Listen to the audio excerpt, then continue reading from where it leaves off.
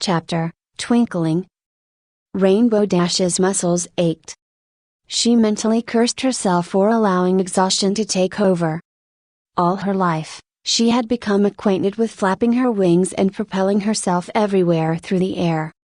With meager shame, she realized that she desperately needed to put her earthen limbs through more of a workout.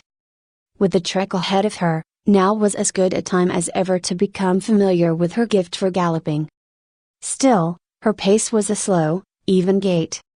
She was attempting to master endurance more so than speed. In a steady trot, she ascended a steep hilltop. She passed through the brown bodies of fir trees. Twigs snapped underneath as she scaled loose rocks and ducked under passing branches. Her dizziness had almost entirely dissipated, and yet she wasn't about to take wing. Experience had taught her that after such episodes it was wise to wait a space of 2 hours before attempting to fly again. By the time she reached the top of the forested hill, a deep red glow penetrated the trees. She skidded to a stop, her heart beating, for she briefly feared that her pendant was shimmering again.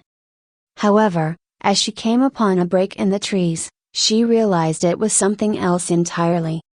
The sun was setting behind her, and the shadow of the mountain swimming over the eastern landscape cast miles upon miles of low-lying forests with a purple haze. It was as if a blanket of pure magic had been tossed across the world. Towards the edge of the horizon, where the sun was most distant from the waking world, a thin line of cool blue tones prophesied the arrival of night. If Rainbow Dash was to face west and then twirl 180 degrees back towards her boundless destination, she'd be greeted with half a spectrum's worth of melting colors. The dark shadow against the eastern horizon was still there, but it appeared no closer to her perspective. She wondered over just how immensely huge the structure must have been. From the distant angle, Rainbow Dash assumed that perhaps it could have been a massive butte.